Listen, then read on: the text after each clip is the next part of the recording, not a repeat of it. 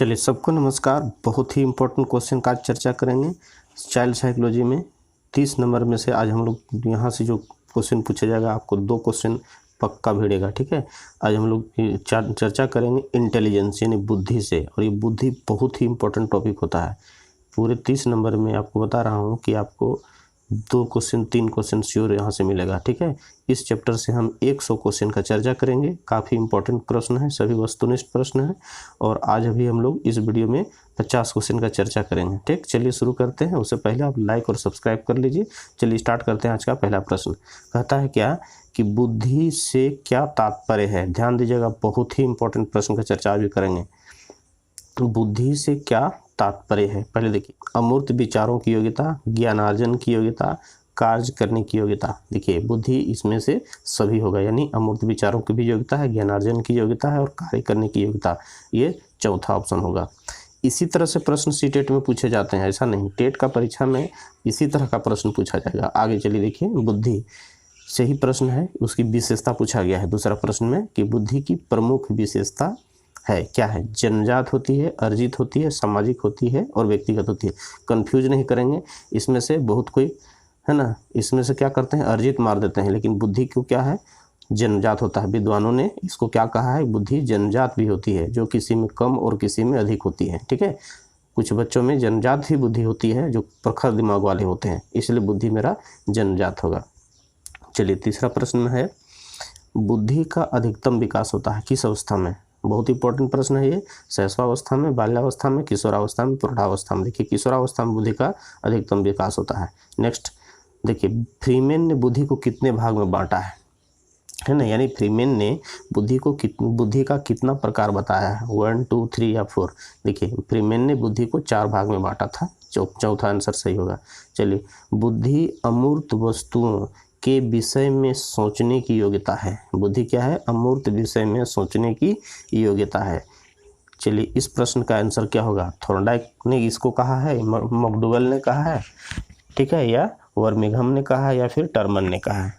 तो देखिए बुद्धि जो होता है अमूर्त विषयों के विषय में सोचने की योग्यता है, इसको टर्मन ने कहा है। आगे चलिए देखिए। चलिए 6 प्रश्न क्या कहता है कि बुद्धि पहचानने तथा सीखने की शक्ति है। किसने कहा है, स्टर्न ने, बिने ने, माल्टन ने या टर्मन ने। इसको माल्टन ने कहा है।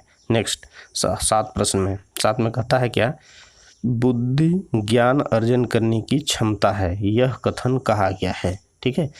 बुद्धि क्या है, ज्ञान अर्जन करने की एक क्षमता है, यह कथन कहा गया है वुडवर्थ के द्वारा, टर्मन के द्वारा या वुड्रो विल्सन के द्वारा, रॉस के द्वारा। इंपॉर्टेंट क्वेश्चन है, यह वुड्रो विल्सन के द्वारा कहा गया है। और उसी तरह देखिए इंपॉर्टेंट और प्रश्न है कि भारत में बुद्धि परीक्षण का आरंभ हुआ। बहुत ही इंपॉर्टेंट प्रश्न है, ठीक है। 1924 ईस्वी में, 1927 ईस्वी में, 1922 ईस्वी में या 1020 ईस्वी में। देखिए भारत में बुद्धि परीक्षण जो होता है 1922 ईस्वी में प्रारंभ हुआ था। आगे चलिए देखिए 9 में, बुद्धि पहचान तथा अधिगम की शक्ति है, यह किसका कथन है। टर्मन का है, गाल्टन का है, बिनेट का है या फिर स्टर्न का है। यह कथन को बिनेट ने कहा था, ठीक है। नेक्स्ट, बुद्धि परीक्षण का जन्मदाता कहा जाता है, यानी बुद्धि परीक्षण का जो जन्मदाता कहा जाता है, किसे कहा जाता है, थॉर्नडाइक को, साइमन को, बीने को या फिर स्पीयरमैन को। बुद्धि परीक्षण की जन्मदाता होता है बीने महोदय को कहा जाता है। आगे चलिए देखिए 11 नंबर में, 11 में कहता है सामूहिक बुद्धि परीक्षण सर्वप्रथम किस देश में आरंभ हुआ था। बहुत ही इंपॉर्टेंट प्रश्न है। सामूहिक बुद्धि परीक्षण सर्वप्रथम किस देश में आरंभ हुआ था।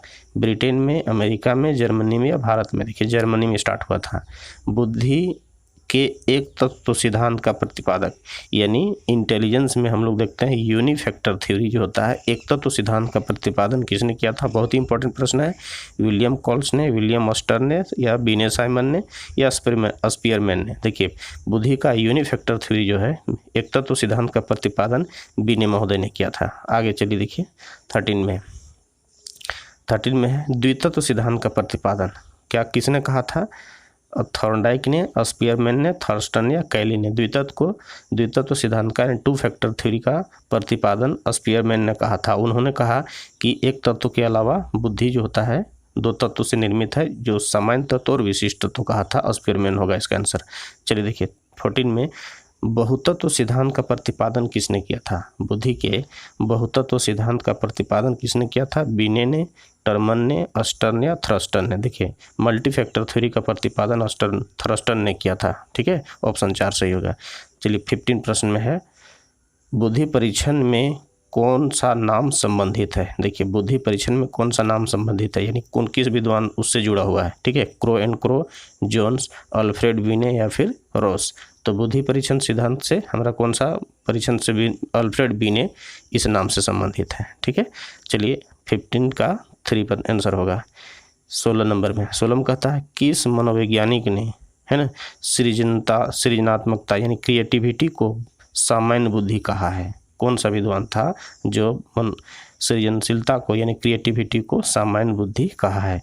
बर्ट ने, बर्नौन ने, जैक्सन ने या फिर कोगन ने? ठीक है, बर्ट ने कहा था।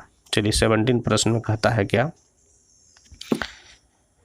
व्यक्ति के चेहरे को देखकर उसकी बुद्धि का पता लगाया जा सकता है। वाह, क्या प्रश्न है, क्या कहता है कि किसी भी व्यक्ति के चेहरे को देखकर उसकी बुद्धि का पता लगाया जा सकता है। किसने कहा है ना? अस्परहिज, है ना, अस्परहिम का यह कथन है, बर्ट का है, गॉल का है या फिर लेवेटर का है? यह कथन जो है लेवेटर का कथन है। इन्होंने कहा था किसी को चेहरे को देखकर, उसके हाव भाव को देखकर बुद्धि को पता लगाया जा सकता है। बुद्धि सिर्फ एक सामान्य तत्व से निर्मित है। बुद्धि क्या है? एक जनरल तत्व से, जनरल फैक्टर से निर्मित है। यह कथन किसके द्वारा कहा गया है? स्पीयरमैन के द्वारा, थॉर्नडाइक के द्वारा, एबिंगहास के द्वारा या फिर इनमें से कोई नहीं? देखिए यह प्रश्न इनमें से कोई नहीं होगा, क्योंकि हम लोग देखते हैं बुद्धि जो होता है सिर्फ सामान्य तत्व से निर्मित है, इसे बीने महोदय ने कहा था, जो इनमें से नहीं है कहीं। ठीक है, चलिए देखते हैं आज का 19वां प्रश्न। 19 में है, बुद्धि व्यक्ति की सार्वभौमिक क्षमता है। यह परिभाषा प्रस्तुत करने वाले मनोवैज्ञानिक हैं। कौन है? वेसलर, फ्रीमैन, स्पीयरमैन या इनमें से कोई नहीं? देखिए इसमें इस परिभाषा को जो कहता है कि बुद्धि जो होता है सार्वभौमिक क्षमता होता है व्यक्ति का, इसको वेसलर महोदय ने कहा था। पहला आंसर सही होगा।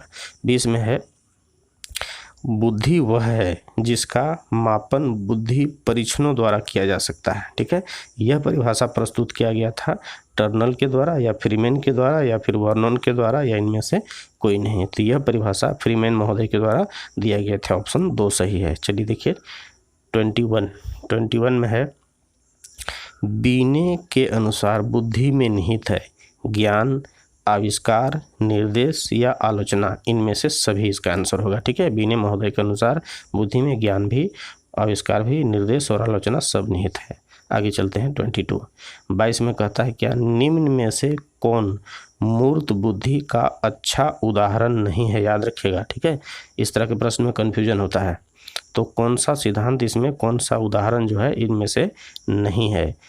इंजीनियर, मैकेनिक, कारीगर, दार्शनिक? देखिए इसमें से दार्शनिक नहीं होगा। ठीक है, ये दार्शनिक इसमें नहीं होगा, आंसर दार्शनिक होगा, ऑप्शन डी। देखिए बुद्धि के क्रमिक विकास सिद्धांत का जनक कौन है?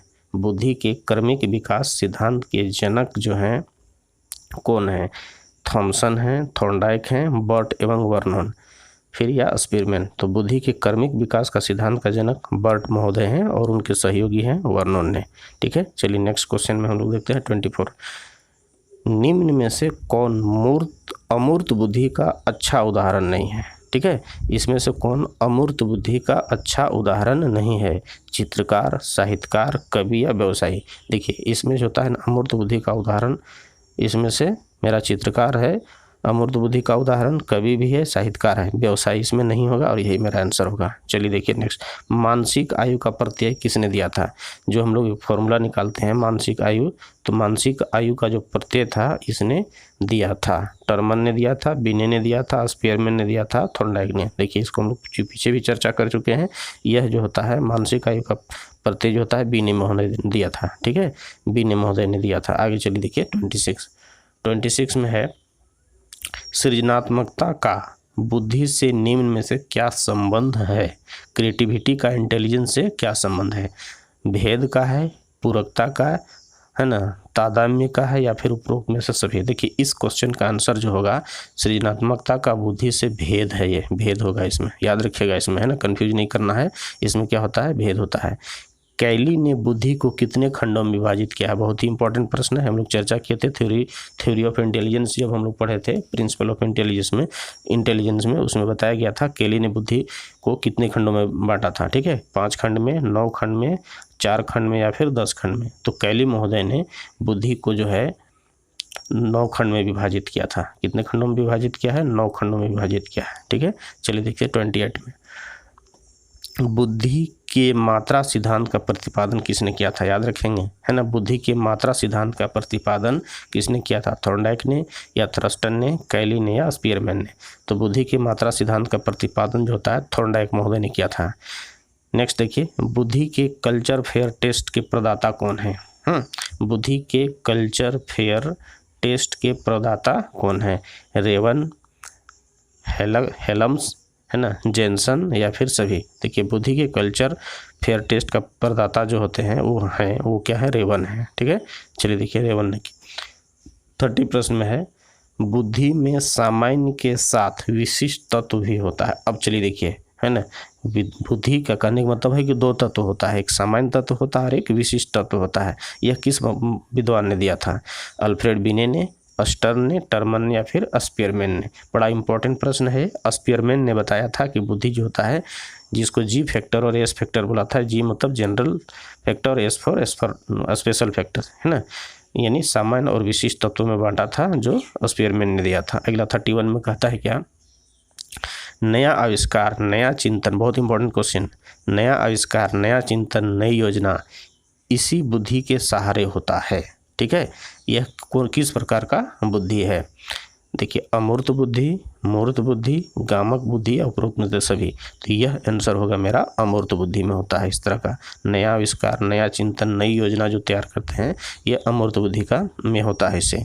आगे देखिए 32 में बोल रहा है क्या, थॉर्नडाइक के अनुसार। चलिए थॉर्नडाइक के अनुसार बुद्धि अमूर्त है, बुद्धि मूर्त है, बुद्धि यांत्रिक है या बुद्धि इनमें से सब है। तो क्या है, यहाँ थॉर्नडाइक ने कहा, थॉर्नडाइक के अनुसार बुद्धि जो होता है सभी प्रकार का होता है, उसमें अमूर्त भी होता है, मूर्त भी होता है और यांत्रिक भी होता है। ठीक है, इसलिए ऑप्शन नंबर ये मेरा 4 होगा आंसर। चलिए देखिए 33 में है, बुद्धि सापेक्ष रूप से नवीन परिस्थितियों में अभियोजन करने की जन्मजात योग्यता है। यह कथन कहा गया है किस मनोवैज्ञानिक के द्वारा, स्टर्न के द्वारा, बीने के द्वारा, बर्ट के द्वारा या फिर मैकडूगल के द्वारा। तो यह बर्ट महोदय के द्वारा कहा गया है। बुद्धि लब्धि के लिए विशिष्ट श्रेय किस मनोवैज्ञानिक को जाता है, बुद्धि लब्धि के लिए विशिष्ट श्रेय जो होता है किस मनोवैज्ञानिक को जाता है।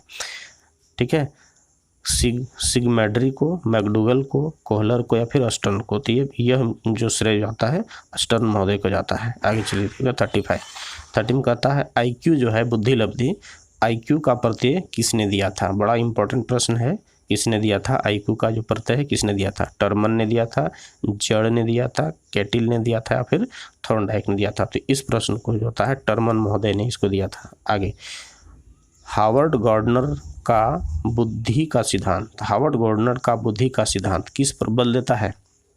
36 में देखिए, शिक्षार्थियों में अनुबंधित कौशलों, सामान्य बुद्धि, विद्यालय में आवश्यक सामान्य योग्यताओं, प्रत्येक व्यक्ति की विलक्षण योग्यताएं। तो देखिए यहाँ पर हावर्ड गार्डनर का जो बुद्धि सिद्धांत है प्रत्येक व्यक्ति की विलक्षण योग्यताओं पर बल देता है। ऑप्शन नंबर 4 सही होगा। नेक्स्ट प्रश्न 37 में है, मोहित की बुद्धि रोहन की बुद्धि से अच्छी है। कहने का मतलब है कि मोहित का जो बुद्धि है रोहन के बुद्धि से अच्छी है।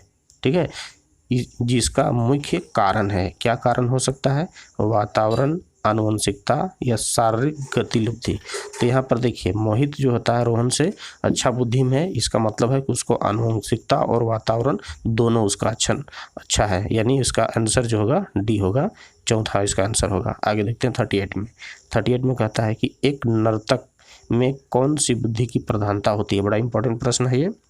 एक नर्तक जो होता है डांसर में किस प्रकार की बुद्धि की प्रधानता होती है, संगीत बुद्धि, व्यक्तिगत बुद्धि, शारीरिक गतिक बुद्धि या फिर तरल ठोस बुद्धि। याद रखिएगा शारीरिक गतिक बुद्धि उसमें प्रधानता होती है। आगे देखिए, बुद्धि का तरल मौजिक मॉडल किसने दिया था? बहुत इंपॉर्टेंट प्रश्न है ये भी। कौटिल्य ने, गिलफोर्ड ने, थ्रस्टन ने या फिर स्पीयरमैन ने? तो बुद्धि का तरल मौजिक मॉडल जो है कैटिल महोदय ने दिया था। चलिए नेक्स्ट प्रश्न है ना, 40 में क्या कहता है कि जो बुद्धि सिद्धांत बुद्धि में सम्मिलित मानसिक क्रियाओं जैसे पराघटक और बुद्धि द्वारा ली जा सकने वाले विविध रूपों जैसे सृजनात्मक बुद्धि को शामिल किया जाता है या शामिल करता हुआ क्या है? चलिए देखिए, अभी हम लोग देखते हैं 40 क्वेश्चन, बड़ा इंपॉर्टेंट है, ध्यान दीजिएगा इसमें। जो बुद्धि सिद्धांत बुद्धि में सम्मिलित मानसिक क्रियाओं जैसे पराघटक और बुद्धि द्वारा ली जा सकने वाली विविध रूप जैसे सृजनात्मक बुद्धि को शामिल करता है वह है क्या है? स्पीयरमैन का जी कारक, स्टर्नबर्ग का बुद्धिमत्ता का त्रितंत्र सिद्धांत या फिर बुद्धि का सावेंट सिद्धांत, थ्रस्टन की प्राथमिक मानसिक योग्यताएं।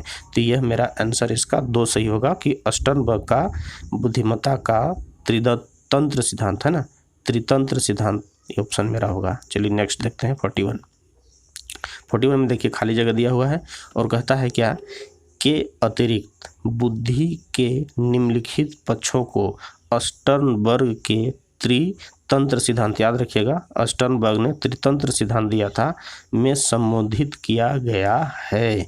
इसको संबोधित किया गया है संदर्भगत या फिर अवयवभूत या सामाजिक या फिर अनुभाविक। तो देखिए इसका आंसर जो होगा सामाजिक होगा, यानी सामाजिक के अंतर्गत, सामाजिक के अतिरिक्त बुद्धि के निम्नलिखित पक्षों को स्टर्नबर्ग के त्रितंत्र सिद्धांत में संबोधित किया गया है। इसका आंसर होगा सामाजिक। नेक्स्ट देखते हैं 42 में क्या कह रहा है?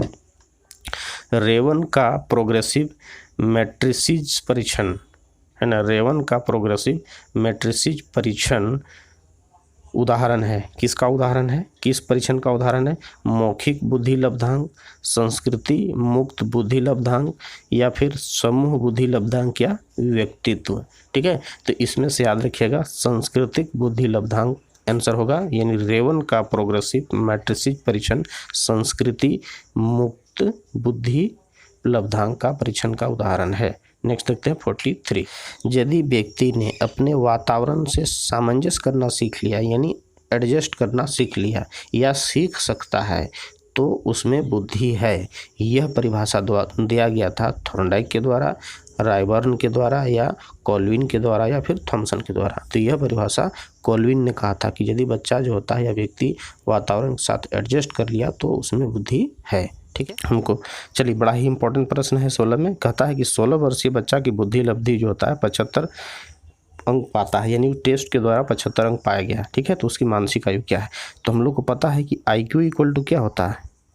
IQ इक्वल टू हम लोग को जानते हैं कि IQ इक्वल टू हो जाता है, क्या होता है कि इसमें हम लोग मानसिक आयु, तो चलिए मानसिक आयु नहीं दिया हुआ है तो सपोज करते हैं मानसिक आयु उसका क्या है 1 है और इसका रियल आयु क्या है 16 है, और इनटू इसको हम लोग क्या करेंगे 100 करेंगे। ठीक है, इक्वल टू हमारा दिया हुआ है कितना 75 दिया हुआ है। ठीक है, तो यहाँ पर हम लोग देखिए कि इसको कैलकुलेट करेंगे, आपका आंसर आ जाएगा।